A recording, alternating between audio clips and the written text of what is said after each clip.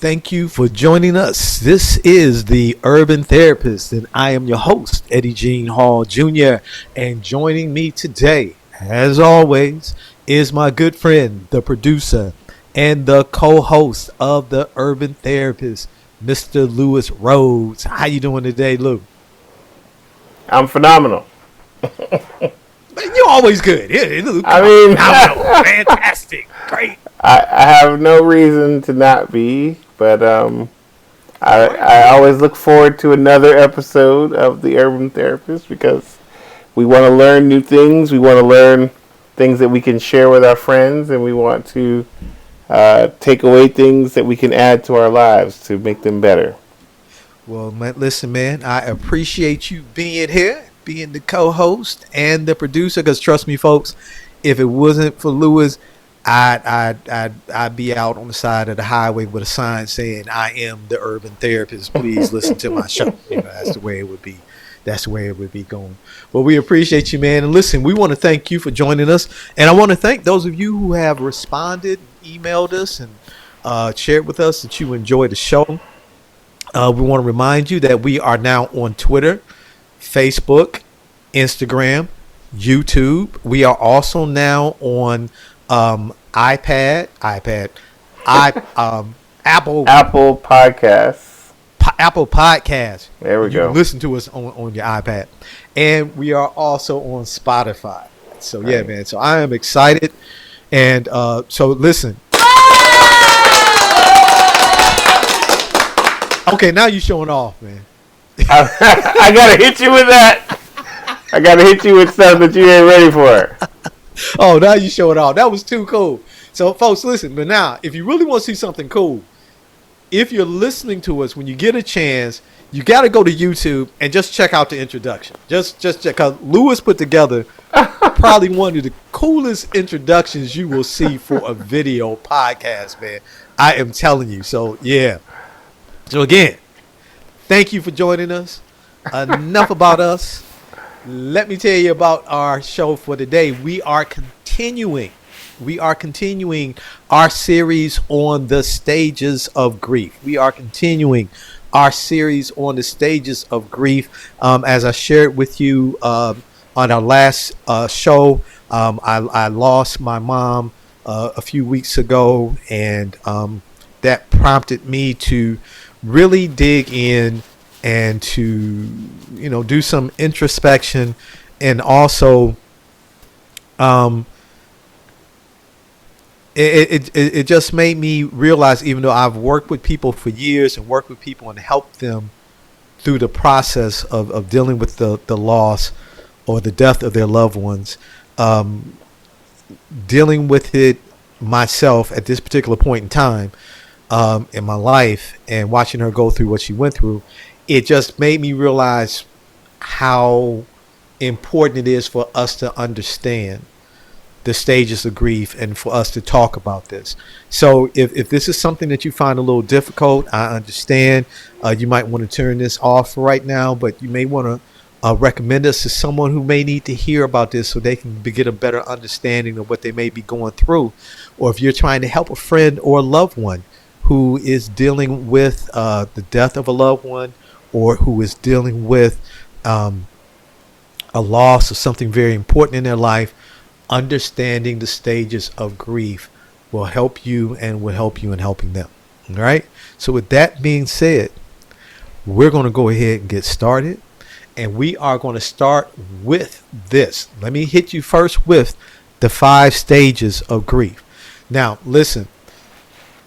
Oh, Lewis, did I tell you this? The stages of grief, as they're being taught, initially were the I don't know if I should say the creator, but the person who came up with the concept. The concepts, yeah, these were actually the stages she discovered of people who were in the process of dying. And she was working with people who were going through the process of dying. And these are the different stages that Kubler-Ross Okay, Dr. Kubler-Ross. These are the stages that she found that they were going through, and so people took this and they expanded on it, to deal with grief as a whole, and then all just built on it. So anyway, I just wanted to share that with you real quick, man. I thought that was fascinating when I found that out. But here we go. Here are the stages of grief: denial, anger, bargaining, depression, and acceptance. And like I told you last week, you may not go through these stages in that sequence, but we're going to teach them in that sequence. Excuse me, just so you can have an understanding of each stage.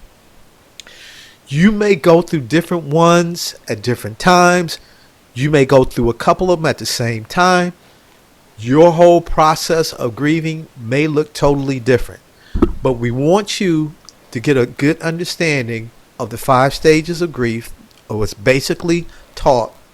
And we're going to today talk about anger within the stages of grief. Okay, so let's go to the slide that says part 2, and then let's get going. Now, let's start out by talking about some potential causes of grief. Now, excuse me, a lot of times when people think about and talk about grief, first thing comes to their mind is death.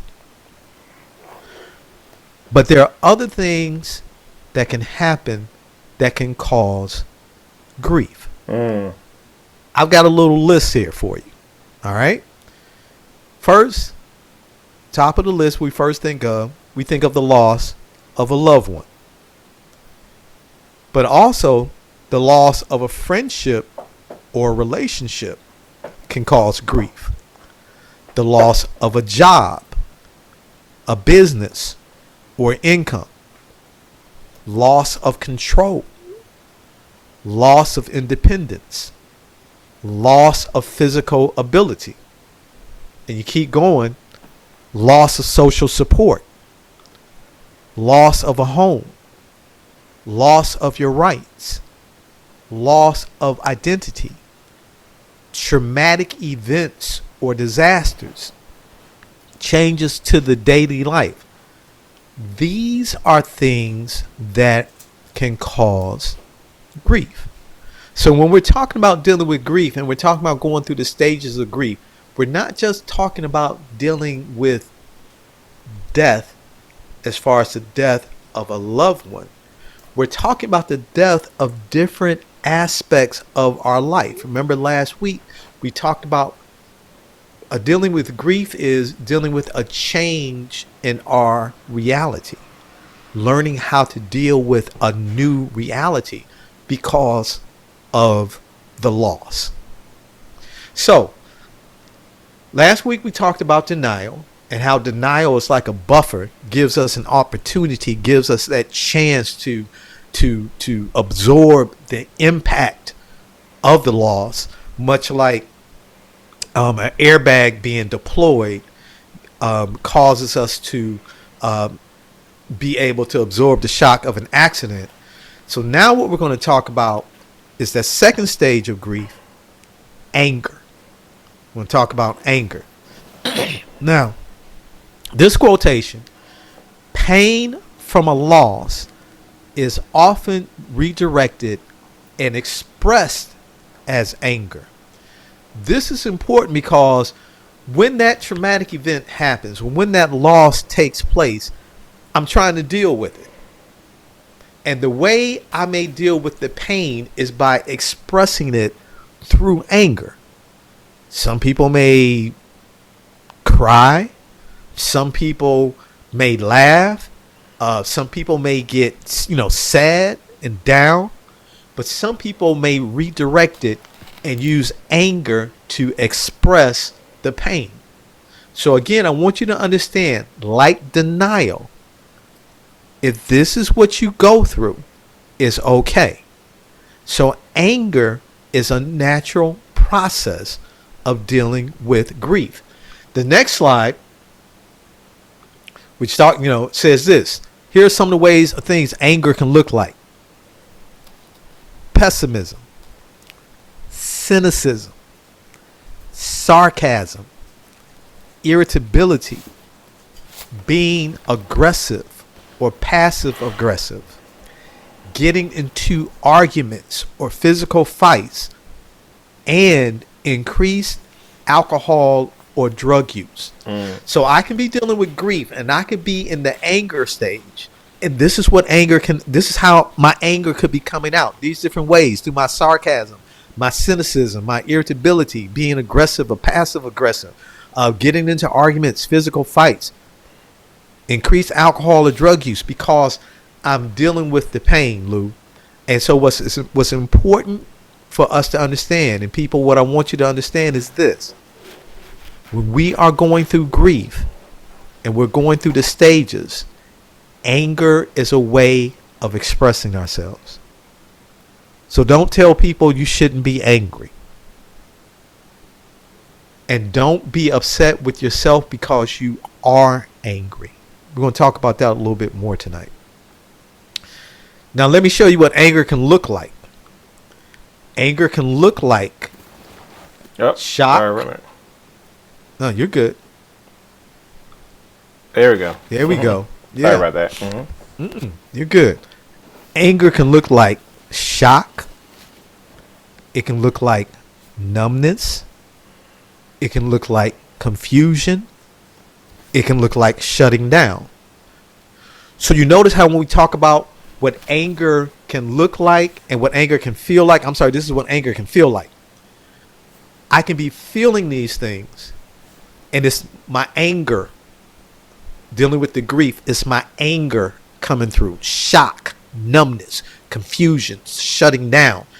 I may not be screaming and yelling, but this may be my anger. This is what I'm feeling, and feeling these things. This is the anger in me in dealing with the grief. So it's important to understand that the way it looks and the way it feels may not look like the way we think of anger, but this is the way it's coming out. This is the way I'm processing it. So again, give yourself room and try to recognize if you got friends and loved ones, if they're being cynical right now and sarcastic, and you know that they've had a major loss, understand that they may be dealing with anger. And this may be their way of dealing with it and getting it out. Definitely. Yeah. Now, another thing about anger and going through the stages of change, we're trying to adjust to a new reality. Remember, we talked about that at the last show. And folks, now here's the thing. Adjusting to a new reality is not a one-shot deal. Right. When we have a loss, you're talking about your life being changed. The best way I can put this, Lou, is like, it was a couple of days ago. I was trying to figure out, like, why am I feeling like something is missing? I'm walking around the house. I'm trying to get ready for the day. I'm like, what's missing? And I realized what's missing is, even though I'm down here in Florida and my mom was up in Ohio, it's being able to call her. It's knowing that she was there. It's, thinking about her and knowing her routine. You know what I'm saying? And that's not there anymore. And so, whereas I could pick up the phone and give her a holler and check on her.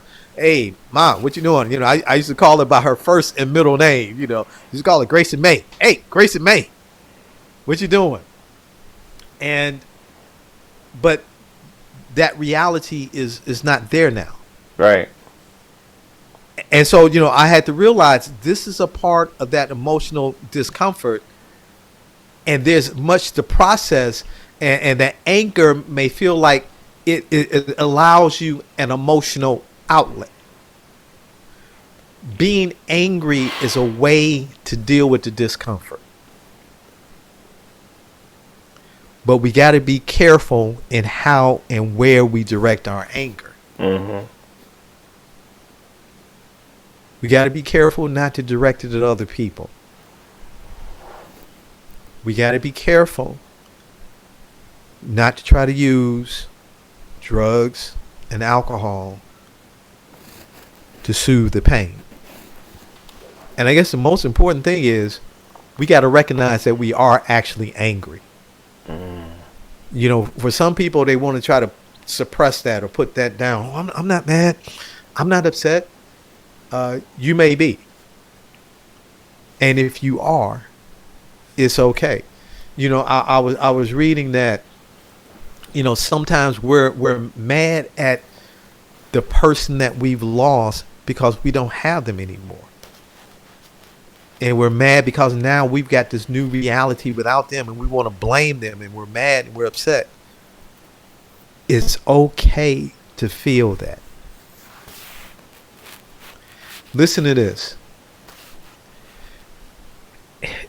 You know, some people anger, the next slide, if you go to the next slide for me, right Yep. there. One of the reasons why it's so easy for some of us to express the anger first is because anger does not require us to be vulnerable. Now listen to this. However, it may feel more socially acceptable than, excuse me, than admitting we are scared. So for some of us, to be angry It's safer makes than us being feel better. scared. Couldn't put it better. Excuse me. Still fighting this little cold. Yeah, it's more acceptable. And the next paragraph right there that says anger allows us to express emotion with less fear of judgment or rejection. So it's interesting, you know, I tell people in my groups, anger is that one emotion that everybody feels so strong. Yeah, you know, if you're angry, you know, it's like a macho emotion. You know, it's a, you know, we consider it a strong strength emotion.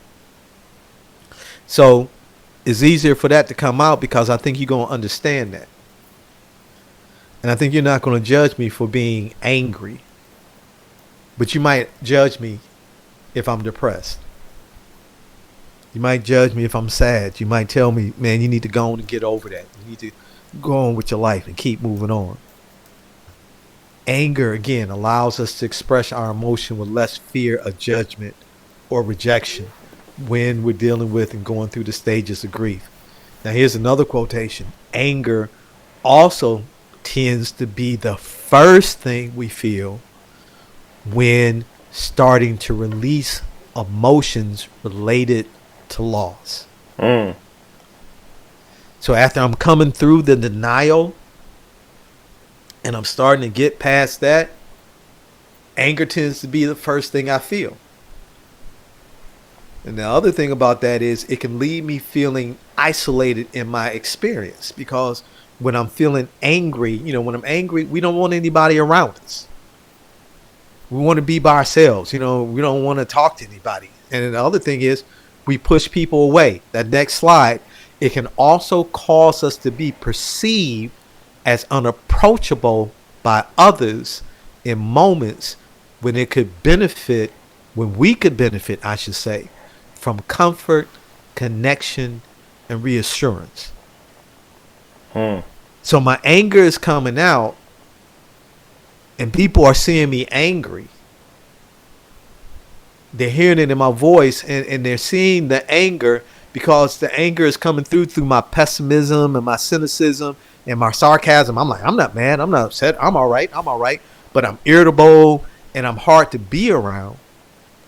And what happens is that anger is actually pushing people away because they want to reach out to me, but they're afraid to reach out to me. And actually at that time, I really need you to reach out to me.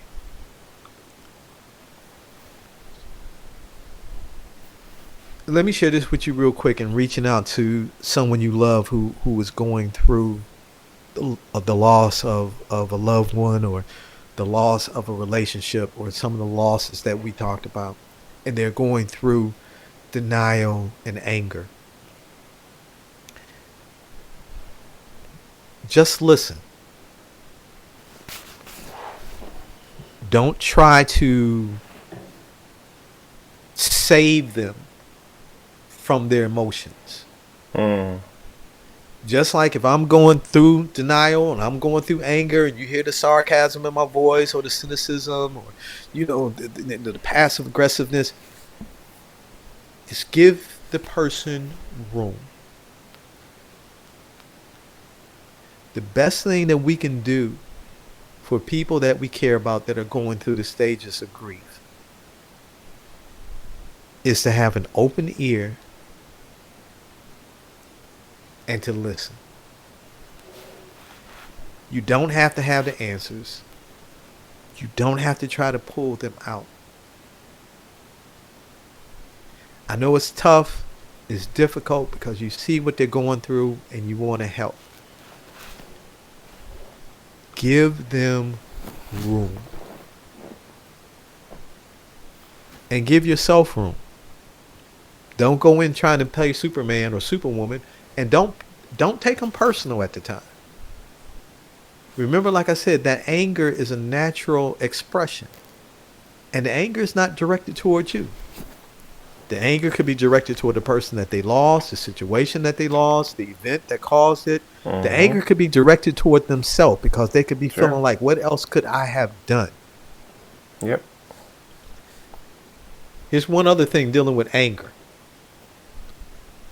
It's not rare to also feel anger toward the situation or person you lost.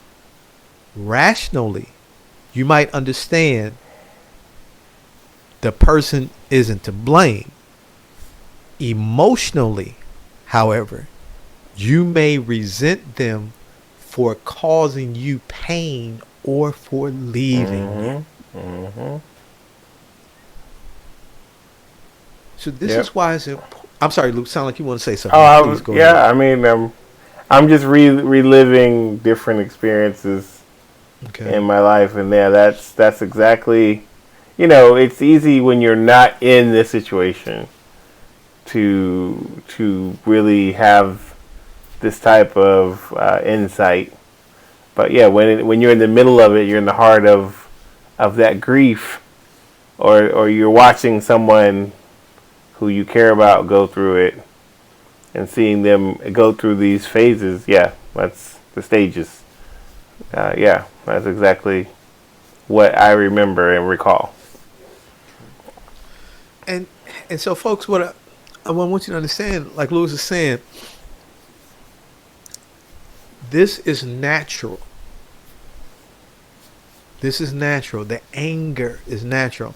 And, and for some of us, we feel this, oh, I'm not supposed to get angry, especially for people who are, Christians or whatever faith they may be, no. You're human, and that's part of it. That's part of going through this process, these stages.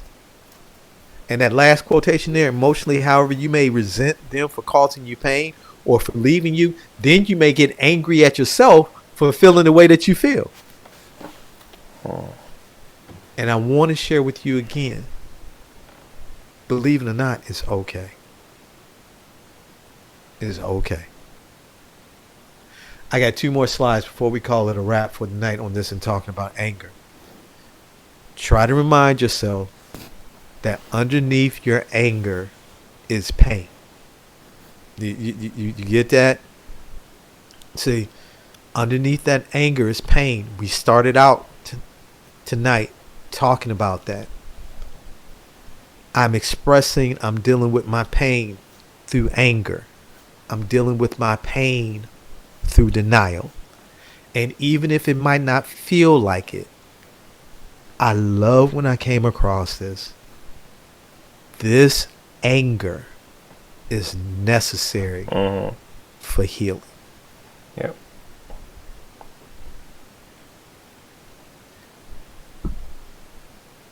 So go ahead. Be angry. Get it out. Feel it. Recognize it. Allow yourself the ability to do it. This last slide too. Anger might also be a way, check this out, to reconnect with the world after isolating yourself from it during the denial stage. Because remember, in the denial stage, we go numb.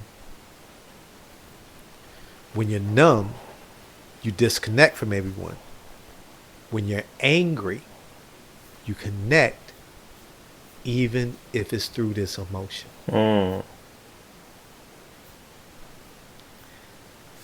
I know. This is like, wow. So I'm sharing this with you because, listen, my friends,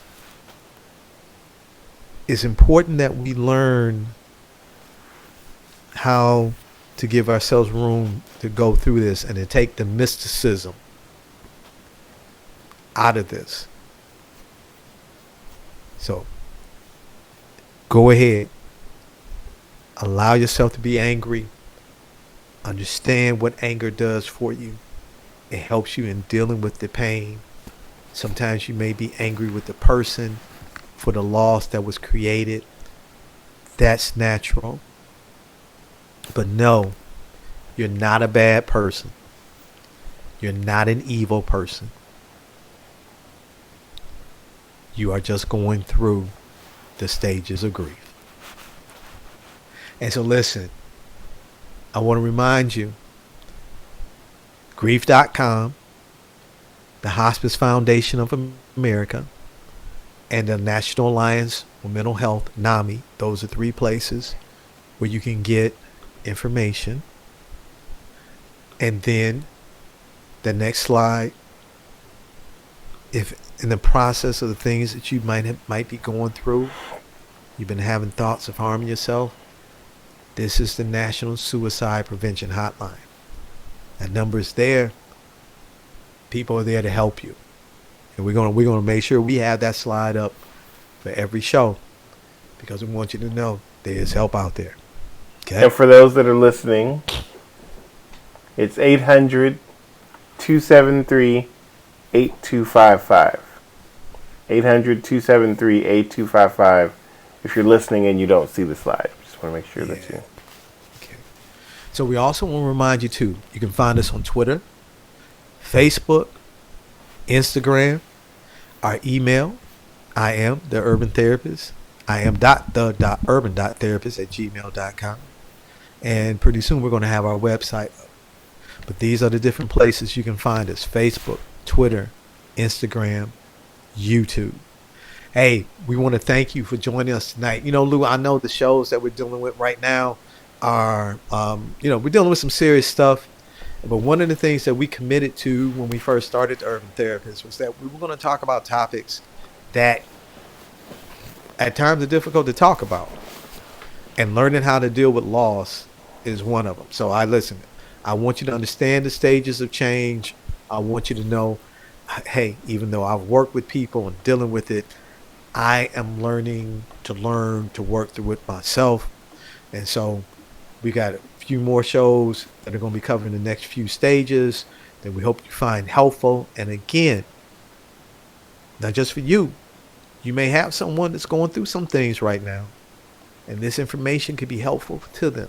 I want you to refer them to us, refer them to our show. Trust me, I think you'll be glad that you did. And with that being said, Mr. Lewis Rhodes, you going to take us out today? I sure am. We'd love to hear any feedback that you guys have for us.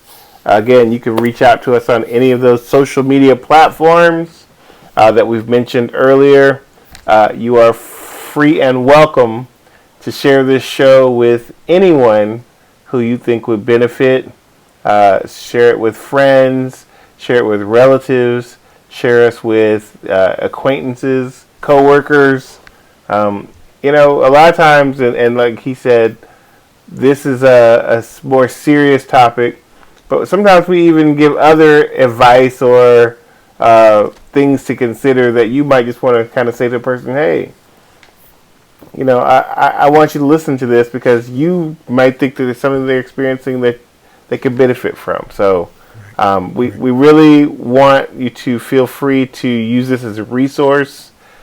Share us with even people you don't like, because sometimes that you never know. It might give you a new relationship, or at least a way to start healing a relationship. So, Yeah. And, yeah. and real quick, if I can say nothing on that real quick, Lou, if you're dealing with a friend or loved one who is um, wrestling with, or or if you recognize now from what we've been talking about, they're going through the stages of grief, refer this show to them. Maybe you've been trying to talk to them and you're like, man, I don't know what to say. I don't know how to do it. This is a great opportunity to help them go through the process right now. That's correct. Yeah. So, That's all I your got. plans for our future episodes? My plans for the future episode, we got 3 more stages to cover. I'm covering the stages of grief. We're gonna do those in the next 2 shows, and then I'm not gonna tell you what I got planned after that. We got some good stuff that we're gonna be covering, but I definitely in the next couple of shows we want to make sure we want to wrap up in talking about this so we can have a complete series in dealing with and talking about the stages of grief so people can have that. So listen, you got it. If you all join us next week, we're going to hit it again. And next week, what we're going to talk about, we're going to be dealing with, we're going to be talking about bargaining. We're going to be talking about bargaining. And if we have time, we're moving pretty good. We're going to talk about depression. Because a lot of times when we talk about grief, we talk about depression, we're not talking about clinical depression. Okay? We're talking about a different type of depression. And I know you're saying, what is it? Depression is depression. We'll clarify that. But bargaining in the stages of grief is what we're Mm. going to talk about next week. So until next time, everybody, take care. Take care. And thank you again for joining us.